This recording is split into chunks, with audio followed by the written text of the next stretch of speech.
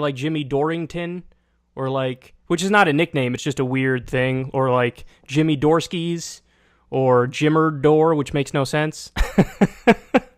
Jimmy Dore, don't slam him. Jimmy Dore, don't slam him. So how's it going, man? Things have been kind of crazy since I came back from Italy. I've been sick, and it's just no doctor. I went to a doctor who looked just like Keanu Reeves. So he had to be shitty then, right? And boring. Yeah, he didn't really have much. I heard him practicing his Spanish with the nurses in the hallway, and I really felt like I was in a Nora Ephron movie, honest to God. But I'm feeling they got me on steroids, which anabolic steroids, or the other, like the medical other ones. I don't know, but my home run power's back. So either way, that's I'll take it. So do you know what it is or no? It was for bronchitis, and I have a polyp in my sinuses, which makes my ear hurt. Anyway, Yeah. it's just but it's just getting older, Kyle. It's too much stress, is what it is. Oh, actually. dude, you don't have to tell me. I'm 30 years old and I'm on high cholesterol medication. Are you really? Yeah. What do you think? Statin? Not a statin. They're trying something else because they say I'm so young that I shouldn't take a statin. They said all the evidence on statins is for people like over 40 because nobody this young has high cholesterol except for fucking me. So they gave me something else, but yeah, I don't know. I mean, that's the biggest issue, but I also...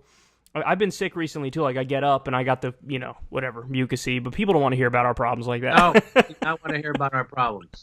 Yes, no way. One thing I know is people don't like to hear about other people's maladies. Yeah.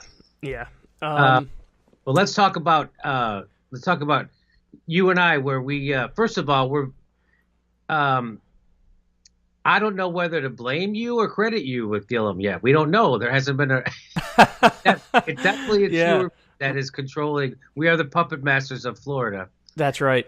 That's a fact. But we want to talk about our differences in strategy.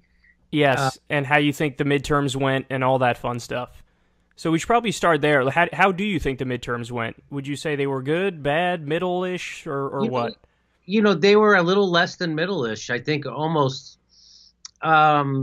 You know what's very disappointing is that I say this over and over. I sound like a broken record, but I come from what they consider the bluest of blue states, right? So everybody in California is a Democrat, supermajority in our legislature, with Jerry Brown, who when I was growing up, they used to think he was a crazy lefty, like a hippie, and he's our governor, and we still can't get Medicare for all in the fifth largest economy in the world. We can't get a ban on fracking. Jerry Brown took millions of dollars from the frackers. We don't have free college.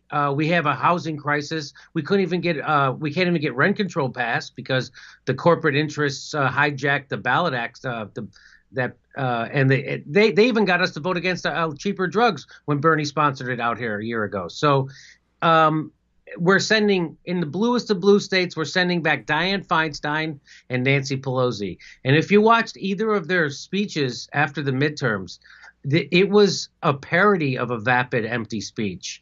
And Nancy Pelosi calling for bipartisanship and unity. And Dianne Feinstein not even really knowing where she was. I don't think she even knew where she was.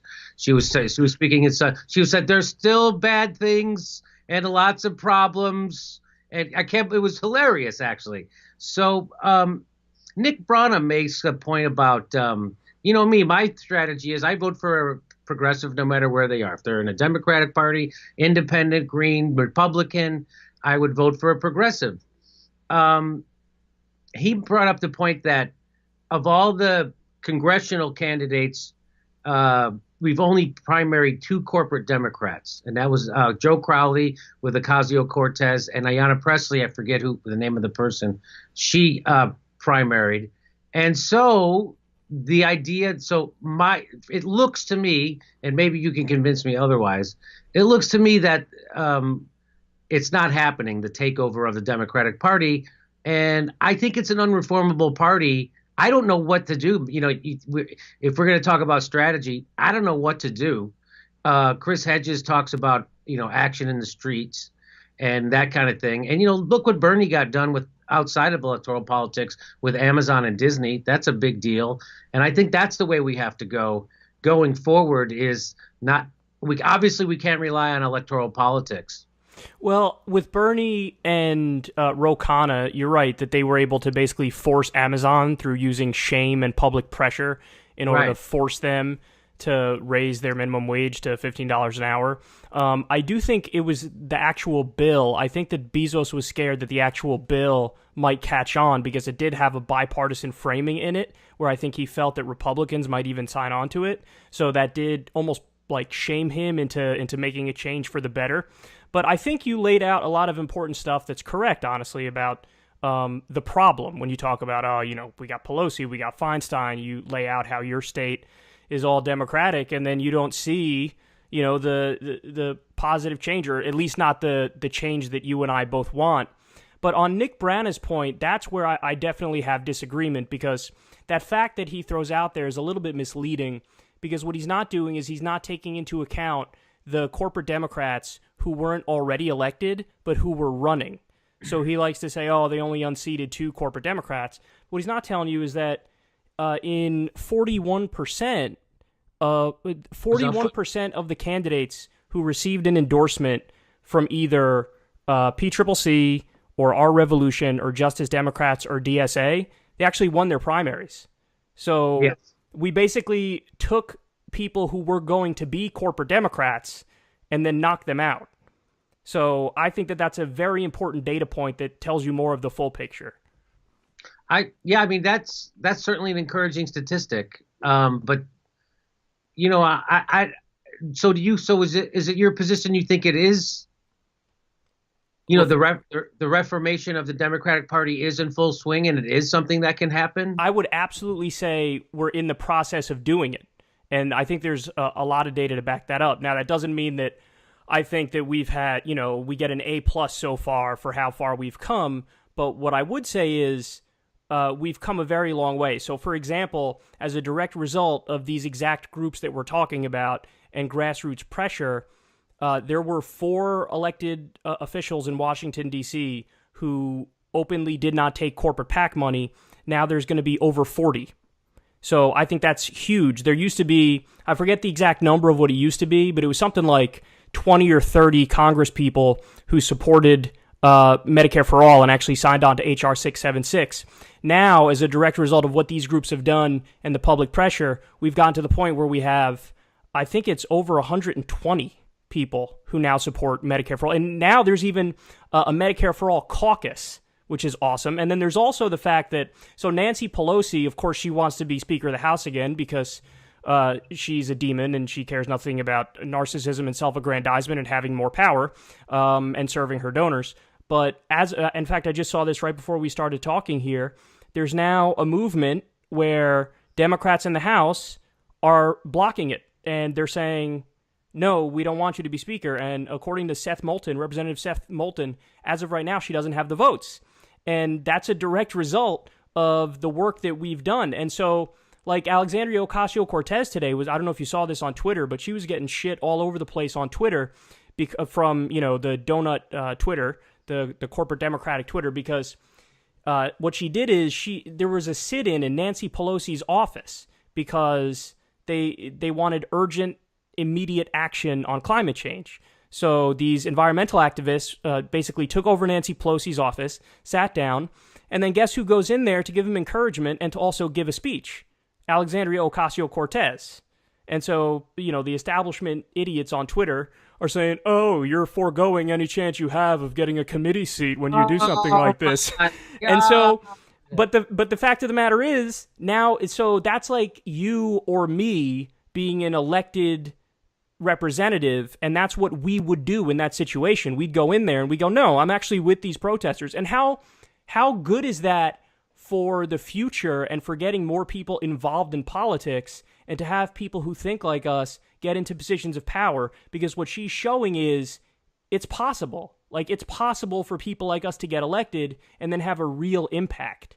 So I think there's a lot of data points that show that it actually wasn't overall a bad election. At the beginning, I thought, you know what, this was mixed results, because on the the day after the election, it was like the Democrats picked up like 27 seats and they lost the House. So I was like, it was mixed. But then as time went by, more results kept rolling in, and now the Democrats picked up 33 seats. They say there's still 12 races outstanding, so when all is said and done, it's going to be about 40 seats. And then also, that's the biggest pickup since 1974. The last time Democrats picked up this many seats was Watergate.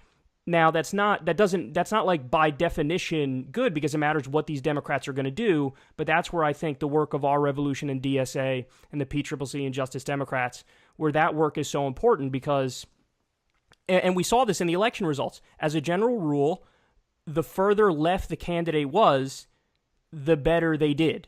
So, for example, Heidi Heitkamp, Joe Donnelly, Claire McCaskill, these are all rank corporatists and blue dog Democrats, and they were wiped out. They were absolutely crushed. Now, a good counter to that, so Joe Donnelly lost in Indiana, Democratic senator. The state right next door, Ohio, Sherrod Brown won re-election. Sherrod Brown won by 8 points. Joe Donnelly lost by 8 points. They're right next to each other geographically. Why is that? Well, The Intercept had a great article that basically laid out that all the Democrats who took a stand against the Wall Street deregulation bill that a lot of centrist Democrats signed on to, those Democrats won re-election in a crushing fashion, and the Democrats who signed on to the Wall Street deregulation got crushed.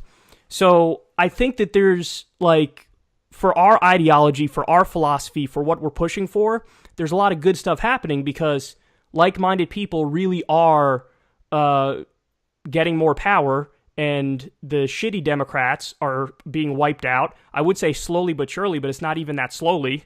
And then, of course, the Republicans are getting their ass kicked. So I do see a lot of wins overall. So, you know, they did take back some governorships. They took back some state houses. I didn't know it was the biggest pickup since Watergate. That's yep. Is that because they were so wiped out? Is that because they had so much ground to make up? You know what I mean? That's certainly a part of it, for sure. But it even beats 2006, which was viewed as like a giant thumping for the Republicans. Yeah, that was. I remember that. But I think they lost the Senate in 2006 too, so that's why that was important. But you know, I was talking with Thomas Frank today, and he was saying that he's afraid that the Democrats are such, you know, bad rulers or whatever. They're not going to handle let me make him sound not as stupid as I'm making him sound, but he was saying that he's afraid the Democrats won't even be able to hold on to the House because they'll be so inept at the resistance. Nancy Pelosi's already talking about bipartisanship and unity, and they just won't save Medicare for all. I mean, how corrupt do you have to be transparently? 9 out of 10 people in your own party are for it. The majority of Republicans are, and she won't even still say it. It's an amazing thing to see. And if you watched, well, we already tell you her speech and Dianne Feinstein's speech, just the emptiest, most platitude-ridden things I've ever. They didn't even make sense. Bipartisanship, that is not why people elected you. What again, they're still reaching right instead of if you want unity, unify with the progressives. That's what you should try to reach out to the progressives. Quit reaching out to the right, but that's just what their donors want them to do, and that's just what it's going to happen. There was I forget the guy's name. It wasn't Mark Penn, but there was a ex-Clinton advisor who said that he was being interviewed, was it by The Intercept maybe? He was saying he didn't see a path for anybody to beat Trump. He starts talking about Tom Hanks in The Rock. Yeah, like Hillary advisor, yeah. Yeah. I'm like, I mean, that's still how out of their mind these people are. Yeah. Where do you see it in, I mean, all they're going to be able to do is be a check on Trump right now, which is good. That's important. But what they should do is do that stuff they should pass Medicare for all and let the Republicans have to kill it in the Senate. They should do all the stuff that they want to do, right? Or that progressives want them to do. It's not going to pass anyway. Do it. Now you have the moral high ground and you expose them. But they're so inept. You and I both know they're not going to do that. Yeah. And to see, that's everything you just described there, I totally agree with, but that's why my conclusion is what Justice Democrats at Our Revolution and DSA is doing is so important, because And again, the best example was Alexandria Ocasio-Cortez from today. The thing she was demanding as she joined the protesters in Nancy Pelosi's office was, you have to pass a Green New Deal to get to 100% renewable technology. So now there's direct activist pressure, and a congresswoman inside the House is now pushing Democratic leadership to do the right thing. And that's why, listen, when we launched Justice Democrats, the whole point was, no, this is a democratic civil war, and we're going to win this democratic civil war. The left is going to win it. So we're forcing them to bend to our will because we're the voters and we're the grassroots activists, and they should bend to our will.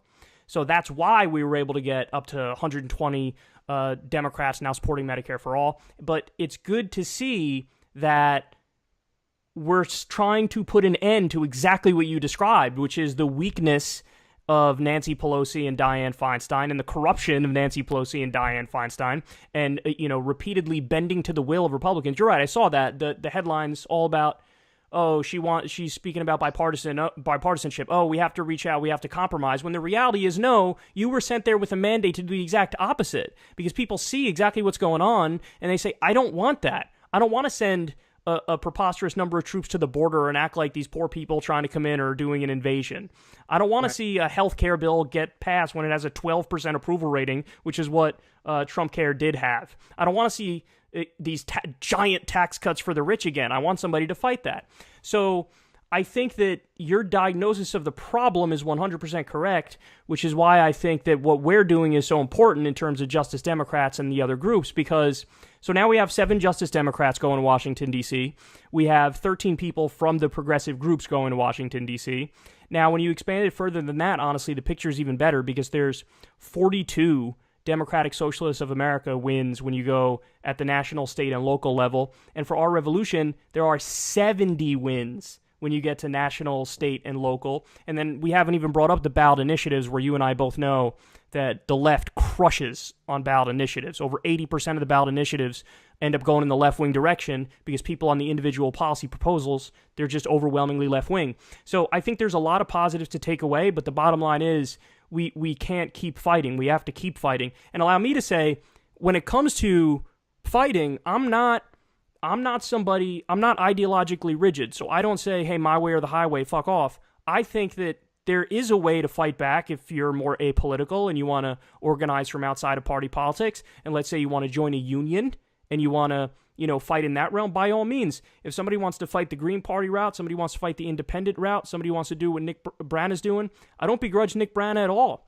I think the thing that was upsetting to me was that he does seem to be disparaging what we're doing with Justice Democrats and from inside the party, and I'm trying to make a commitment to not begrudge people and go after people who I know agree on the goals. And right. I just wish that he would do the same. Oh, okay. Oh, I didn't, so what do you make of, like in Florida, the felons get to vote, that passes, but Gillum doesn't carry that same vote total. Well, how could that be? So you have to come up with a theory. My theory was, the stench of the Democratic Party. Well, some people just can't bring themselves to vote for Democrats, or they stink. The stench of the Democratic Party rubs off on you.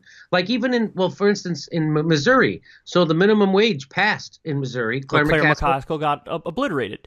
Right, and she voted for the bank deregulation, and she is not a likable character in a sense, right? She's not an attractive candidate. She's not an attractive legislator. She doesn't even know who she is. It's like voting for another Republican anyway. So, and she lost, but the progressive issue won. So there it would be like, well, if she would have just ran on higher minimum wage, she would have won. You're right, but she didn't. You're right. Yeah. So I think believe me, I rooted for all the Justice Democrats, everybody in our revolution, everybody in Brandon. I rooted for all of those people. And I could be wrong. Maybe you guys take over the party. Maybe Bernie becomes president in 2020 and it happens way faster than I thought it could. I still don't think it can. But, it's just like if what happened in Mexico where they went from nothing to taking over the country. And the same thing that happened in Greece. They went from a fringe party to being the ruling party. Now, what's happened since then, nobody's happy with. But, so things can happen quickly. So I was hoping that a third party would happen quickly like that with a charismatic leader. The takeover of the Democratic Party, maybe it's happening. I could be wrong about this. I still see a snail's pace. And you're right about the 120 people with the Medicare for all. But also you have to, understand 9 out of 10 Democrats are for Medicare for all. The majority of Republicans are for Medicare for all. So that's just, that seems to be. So how are they going to keep that from us, Kyle? Because they are. How are they going to keep Medicare for all from us when overwhelming? We're going to have to get in the streets to get it, aren't we? Yes, of course. That's the point. Is that they're not going to give anything to us, which is why we need to put maximum public pressure on the Democratic Party. The fact that Alexandria Ocasio-Cortez was joining a protest against Nancy Pelosi at a time when everybody was telling her to shut up and bow your head to Nancy Pelosi and let her dictate what you're going to do. That's a shot across the bow, man. That's her saying, I'm not playing around. I'm here to really represent the people. And so it's that mentality that it's going to take for us to get these programs that we want, these policies that we want implemented. And obviously, the more people that are in Congress who agree with us or are sympathetic to us, the better it is for us. So on the issue of a third party or going the independent route, again, I want to be crystal clear. I in no way begrudge people doing that. When we launched Justice Democrats, we had to decide, hey, what exactly are we going to do? What direction are we going to go in order to try to get the most change we possibly can as quickly as possible? Well, I'm not a patient dude. I wanted it, and I wanted it now. And basically, when we broke it down, we came to the conclusion that the best way to do that is to take over the Democratic Party for a variety of reasons. I mean, first and foremost, when you look at how many seats the Green Party has in Washington, D.C., the answer is none. They have none in the House. They have none in the Senate. They have 0 governors. They have 0 in upper house state seats. They have 2 in lower state house seats. And I looked at that and I went, okay, well, that's probably not the best way to go. And then you look at independents. It's a similar picture for independents. At the federal level, they have a grand total of 3 politicians, Bernie Sanders being one, Angus King being another, and I think there's 1 in the House of Representatives. So I looked at it, and I did the math, and I was like, well, I think we're better trying to take over the Democratic Party. But then the other thing is, when I looked at just how rigged the process was against third parties, I was amazed by it. Because, so the fact of the matter is, there's a giant institutional bias against third parties. It is flat out rigged against third parties in this country. We don't have a parliamentary system, which is already a giant problem. I wish we did have a parliamentary system, but we don't. We don't have proportional representation, even though I wish we had proportional representation. We don't have ranked choice voting, even though I wish we had ranked choice voting. We have a winner-take-all system.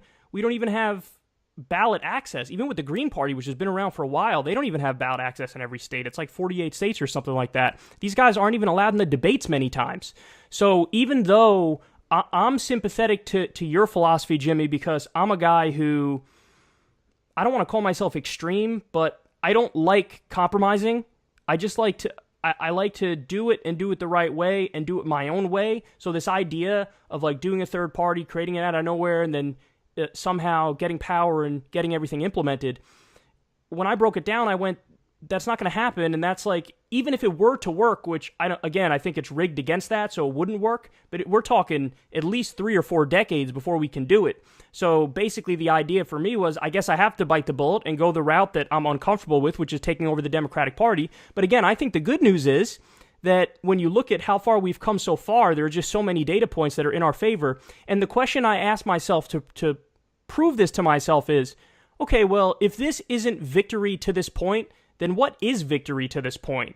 Because we are seeing the data points are all in favor of the better candidate. So I brought up the example of Joe Donnelly before and Sherrod Brown before, but even look at like Richard Ojeda and Beto O'Rourke, and even Gillum is a good example of this. They ran further to the left than anybody in their position running for their respective seats ever. And they also got as close as anybody. So Richard Ojeda was a plus 49 Trump district. He ended up losing by 12 points, massively overperformed. Beto O'Rourke, what did he end up losing by, 3 or 4? Now, I have my issues with O'Rourke, but he was the furthest left person ever running for a Senate seat out of Texas, and he almost toppled Ted Cruz. Andrew Gillum, again, though I had some disagreements with his strategy in the general election, and he pivoted when he shouldn't have pivoted, fact of the matter is he was further left than the past few Democrats running, and they got beaten by more than Gillum did, and it's going to a recount right now. So what I see is a Democratic Party that is bending to our will because we're forcing it to bend to our will, which is why, and by the way, even though my analysis was I don't think the third-party route is going to work, that I still make a point every single time I bring those strategies up to say, hey, if you want to go that strategy, God bless. Even though, I don't think it's going to be successful, the fact of the matter is I agree with so many Green Party candidates. There are Green Party people elected at the municipal level, and I support them. I think they're awesome. I've probably voted for more Green Party people in my life than I have for Democrats. But that's kind of why I want to force the Democratic Party to bend to our philosophy, because I think it has the best chance of working, and I think that we're starting to see those successes now. The only examples that are counter to everything I've said so far is that Joe Manchin is a goddamn magician, and he somehow keeps winning as he spits in the eye of his base. And now the other one is Kyrsten Sinema, who's a corporate Democrat extraordinaire, and she ended up pulling out the victory in Nevada. But outside of those two, everything else I see is just overwhelmingly positive for us and our philosophy. Who was the person in Arizona who just won? That's Kyrsten Sinema. Oh, okay, you said Nevada. Wait, what did you ask? Arizona? Arizona. Oh, Arizona, I'm not sure. Kyrsten Sinema is Nevada, I think. Is she Nevada? Okay, I'll look this up while we're talking. Okay. Because I just got informed today. Someone mentioned it to me that the Arizona Democrat won, and that she said whoever the Arizona Democrat is. Why am I No, you're right. Arizona. I'm sorry, Arizona. Yeah. So I thought Nevada for some reason. So she said that her judicial or her legislative example that she thinks is a good one is Joe Manchin. She wants to. No, she's the worst. She's the worst. I despise her. But she's the one of two counterpoints to everything we've brought up so far. The overwhelming majority of the data is on the side of when you run further left, you do better. The counterexamples are Sinema and Manchin, but that's it. That's all they got. How about the governor of Michigan already appointing the CEO of Blue Cross Blue Shield on a transition team? Terrible. Absolutely know. Terrible. That's why that's why people don't vote. I agree, 100%. That's why they don't vote, which is why it's so important. See, Abdul El Sayed, we were in a primary against her, Whitmer, and Abdul El Sayed ended up just losing.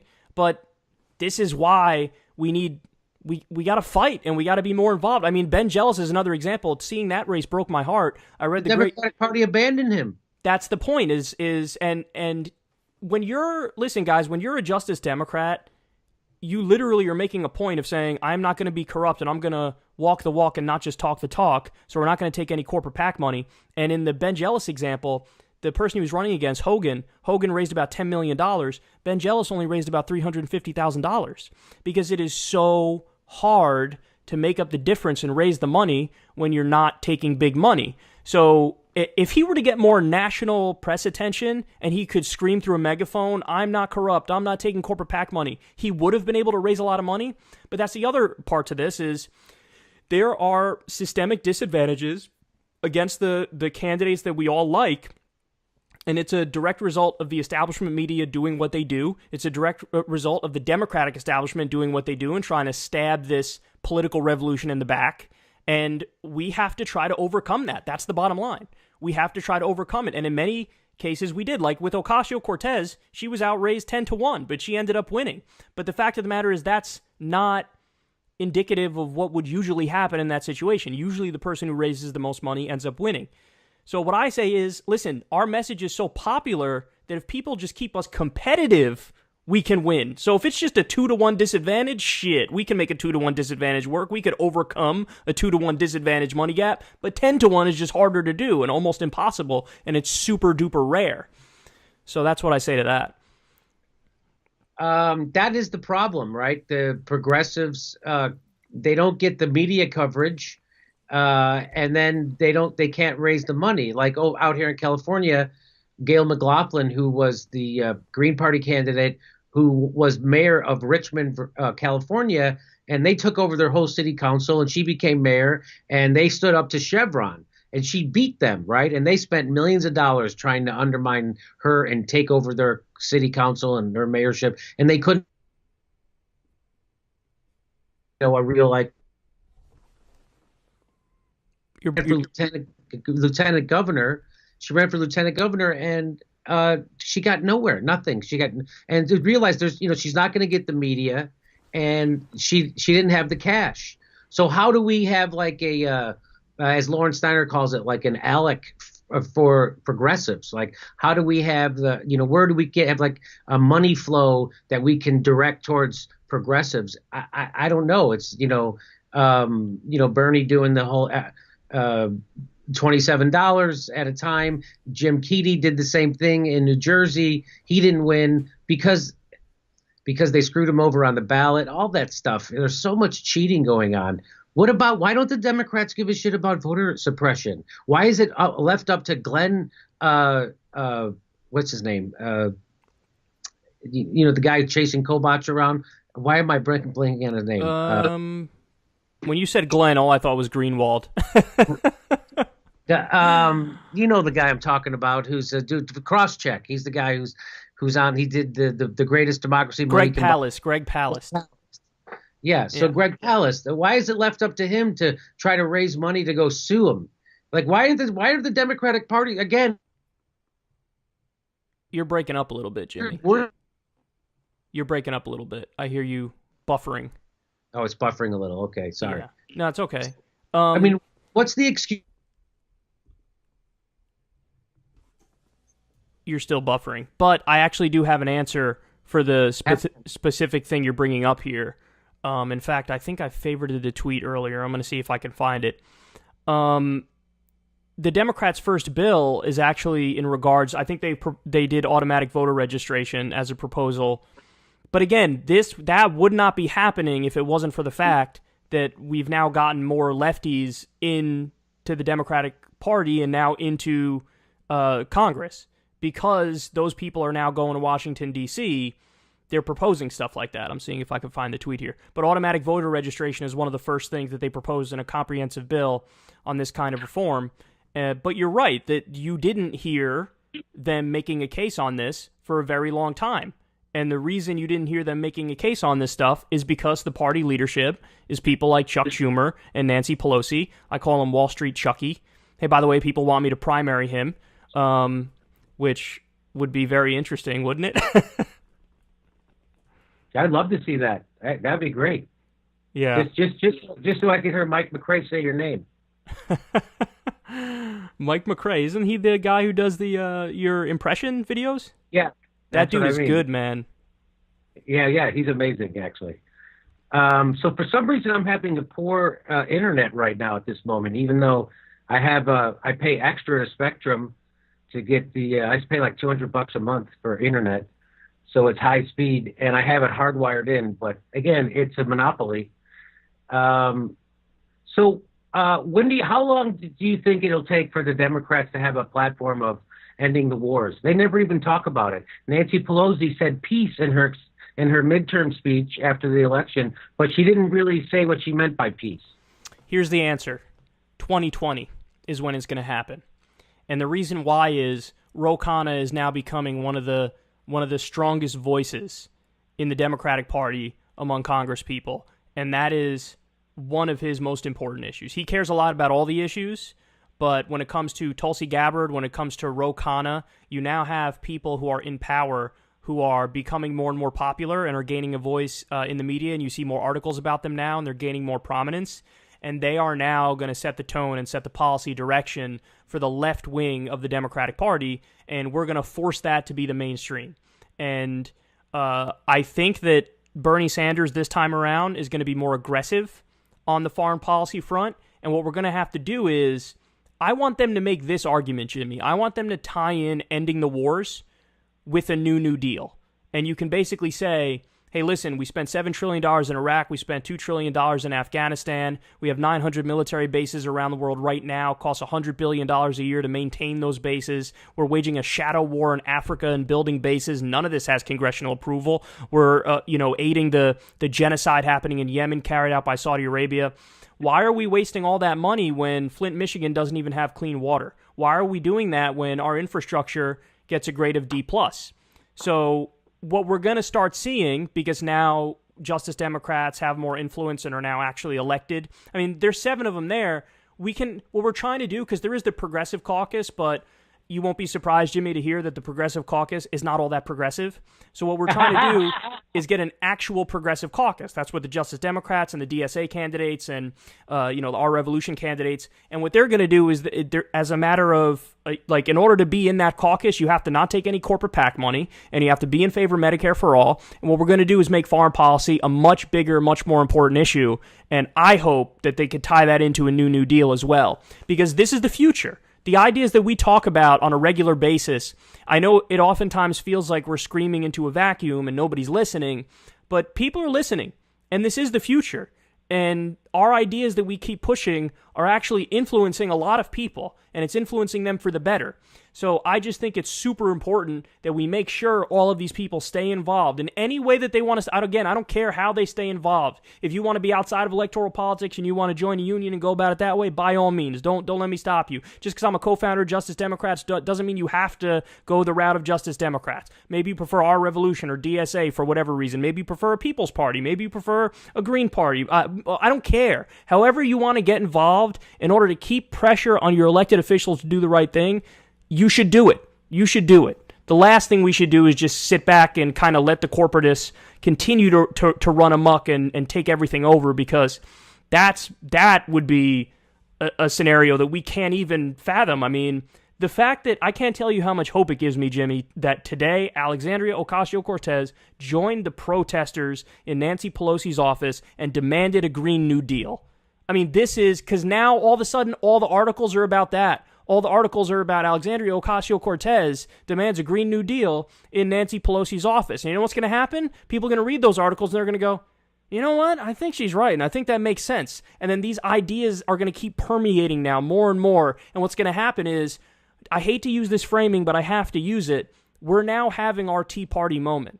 The left is now having our Tea Party moment, where the base is saying, hey, fuck off, Wall Street Chucky and Nancy Pelosi, you're done. You're donezo, get out of the way, and we're going to fight from now on. And by the way, Jimmy, another issue which we really need to both push like crazy is Barbara Lee for Speaker.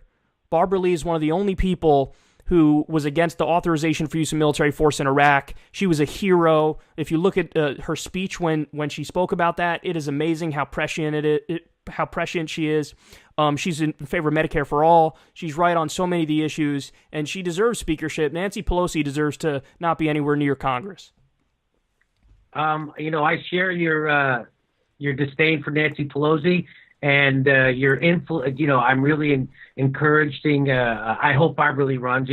I'm for her knocking off Nancy Pelosi as Speaker, so that means I'm sexist.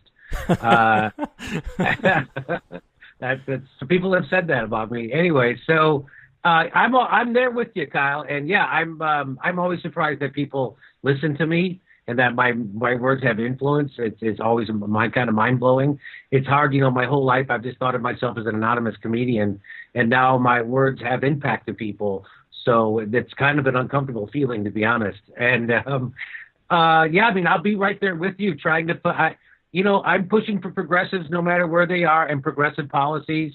And hey, I never said I was a genius political strategist. My whole thing is that I think you got to try something different. And I think now we have to do direct action and stuff like that, because direct action is what really gets results. And I'm all for stuff like that. So final point for me, I don't begrudge anybody, again, I'll say it for the 9,000th time, I don't begrudge anybody who disagrees with me on the strategy. So if they want to go the independent route or the Green Party route or the People's Party route or anything like that, totally fine. All I ask of people is that as they do that, don't try to downplay or actively get in the way of what Justice Democrats is doing, Our Revolution is doing, DSA is doing, because I think it's equally important, and there are a lot of results to show for it. So this is not so coded talk directed at Nick Brana here. So Nick, lay off the Justice Democrats, dude, please. I didn't know he was actually. When he's on with me, I don't notice him denigrating the Justice Democrats. Maybe he does when he's not on with me, or maybe I just don't notice it. But yeah, I mean, I don't. Have I done that to the Justice Democrats? Have I denigrated? Well, there are moments where you say there is no progressive takeover of the Democratic Party. I know that what you're trying to say is it's like the Democratic Party is not already where you want them to be. I know that that's what you're trying to say, but I just don't want people to hear that and then think, oh, it was all bullshit and none of it worked and there's no positive things happening. Because honestly, when I sit down and think about it, like, if what we've done so far is not victory, what would victory be? Like, what would the definition of victory be? Would it have had to be we already have a majority of the senators and a majority of the people in the House that are on the populist left and are fighting for our issues? Because Rome wasn't built in a day, and we're going to have to keep fighting in order to get to that point. And what I would tell people is, even if we have a situation where most of the Democrats are Justice Democrats, Our Revolution, DSA-style Democrats, we still have to hold those people accountable. You see what I mean? Yes, I do see what you mean. One other point I'd like to make about third parties is that, imagine how great it would have been to see Jill Stein on a debate stage with Trump and Hillary Clinton. So you don't have to necessarily be in a position of winning elections to make an impact. And that's why they keep her out of those debates, right? It would have been great. Part of the reason why I voted for the Green Party was I wanted to see them get that 5% so they could get the federal matching money. And, what happened last time, and I think this is something I'd like to hear your opinion on. Hillary Clinton, instead of reaching out to the progressives after the primary, she flipped the progressives off and went to the right. And she reached out. Again, their strategy of screwing over blue-collar workers and trying to get white suburban Republicans to vote for them. So how do we stop that from happening? And I think that if you had a third party that was polling, at 7, 8, 9%, so now you can't win without them, that gave them some leverage. I mean, I'm just trying to think of something to give us leverage so that doesn't happen again. Well, like I said, I think the answer is to support any and all methods in order to try to defeat the corporatists, the corporate Democrats, and the Republicans. And again, if you disagree with me on that strategy, that's totally fine. But my personal reading of the situation after I broke it down and looked at all the evidence and looked at what has worked in the past and what possibly could work in the future, I just saw a giant institutional bias against those third-party people. So I said the best way is, if we run the Democrats that would run the exact kind of campaign that you would advocate for, because I love your ideas. When you talk about Medicare for all, you talk about free college, you talk about a living wage, you talk about ending the drug war, you talk about a New Deal. These are all things that were in the Justice Democrats platform. To become a Justice Democrat, they had to sign on to all of those ideas. So we know these are vetted people who are for all the right things, and then it's a matter, they have to then go make the argument and go campaign the proper way. And as I said in the case of Gillum, and as I will continue to say from here on out, that general election pivot has to die. Because other people call it pivoting, I call it lying. You said you were for one thing in the primary, now you're saying you're for something else in the general election. This is a strategy that was birthed by the triangulation Democrats, the New Deal Democrats. This is the 1992 Bill Clinton strategy. But I have a message for all these Democrats, and I know you do too, and the message is, it ain't 1992 anymore, okay?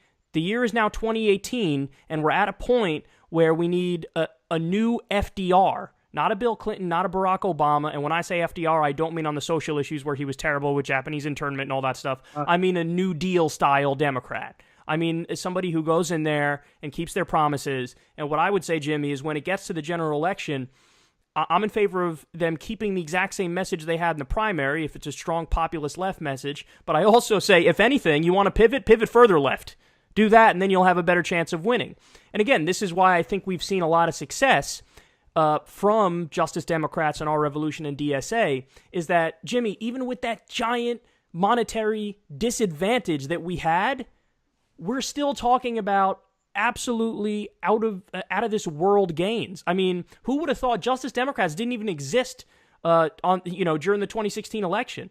Now all of a sudden, none of these organizations did except DSA, I think, to be fair. But right. 7 Justice Democrats headed to D.C., 13 people who were endorsed by one of the progressive organizations, 42 DSA wins in total, including state and local, and over 70 Our Revolution wins. I mean, if this isn't the beginning of this giant political revolution that we've been talking about, I don't know what is, man. So how do we coalesce the left, like Nick Brana's his big idea to do? I don't think you have to. I think that what we need is everybody to understand when we see a good thing. So in other words, like I supported Tim Canova, for example. You know, Tim Canova wasn't a Justice Democrat. Tim Canova was running as an independent. But I didn't care because he was the right person that we should have backed and that we should have been in favor of. So it's just a matter of taking yes for an answer. So when somebody comes along and they're running as a Democrat, but they're right on everything, we should all fight for that person. I mean, it's that simple. And the same goes for Republican. Who was the person who ran as a Republican who's a progressive? I forget who it was. Oh, it was that Sam... now I'm blanking on his name, but he ran for the chair of the Democratic Party. Right, and then he ran as a Republican. I would have supported him as a Republican. Again, we have to be more married to the policy ideas than anything else. So as long as somebody's saying yes to us, we should accept it. And we should just continue to, even after we get these people who are supposed to be on our side elected, you still hold them accountable. I mean, the idea that now we could just look the other way because, for example, Ocasio-Cortez is in there. No, now even her, we have to make sure that she keeps doing the things that she promised us. And that's the thing, is that democracy is messy and it's gross and it's annoying.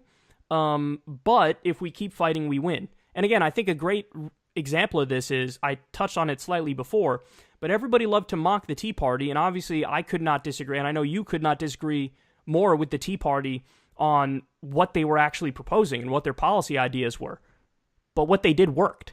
They actually got elected everywhere. Donald Trump became president in large part because of that Tea Party coalition that was created in the backlash to Barack Obama.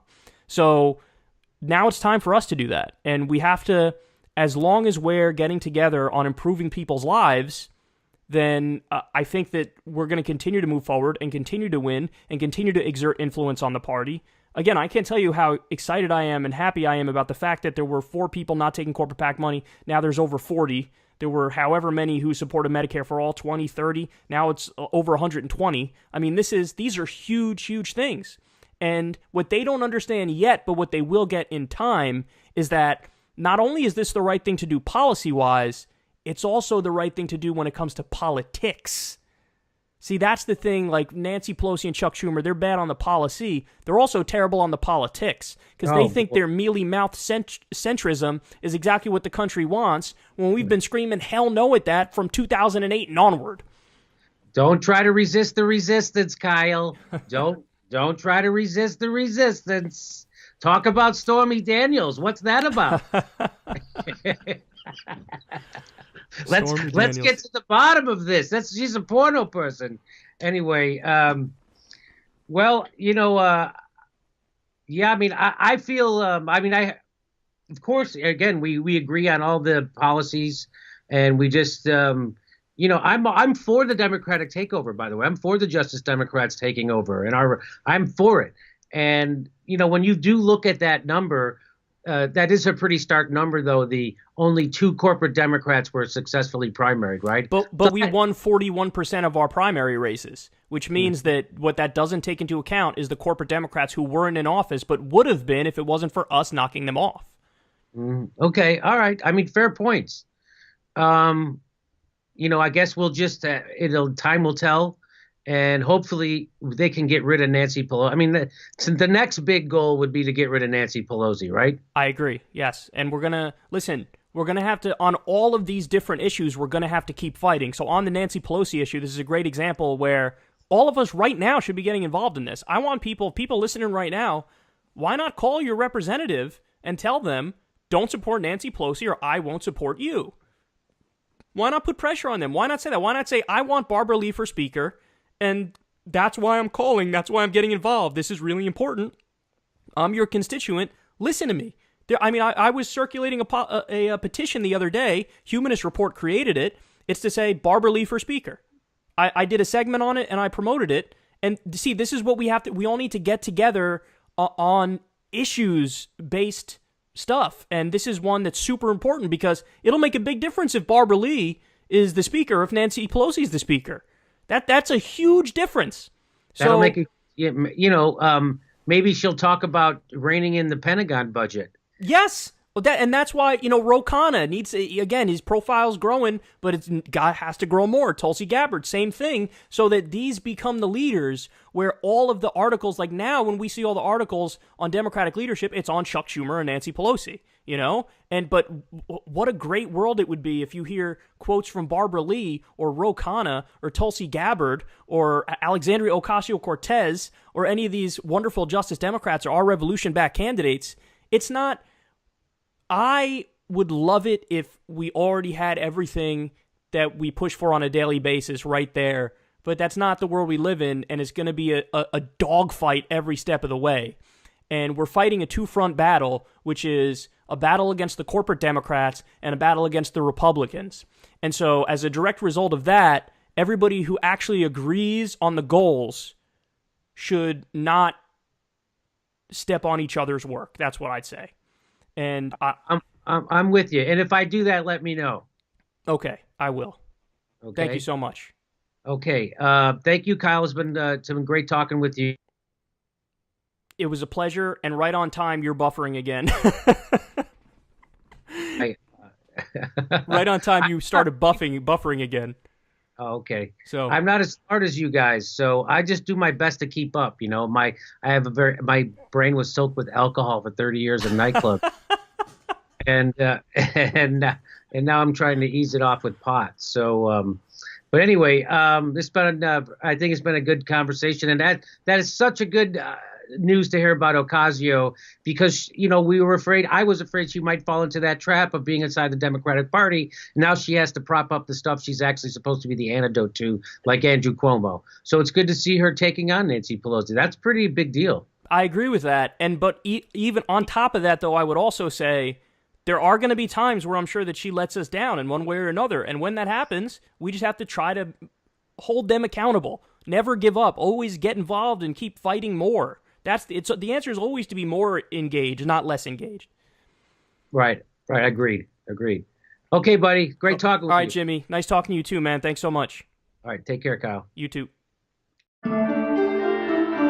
Our next live Jimmy Dore show is February 1st in Burbank, California. Go to jimmydorcomedy.com for a list of all our live shows, and please become a premium member if you can. Become a patron. It's the way we support this show because they're coming at us, and we give you bonus. We give you hours of bonus material every week.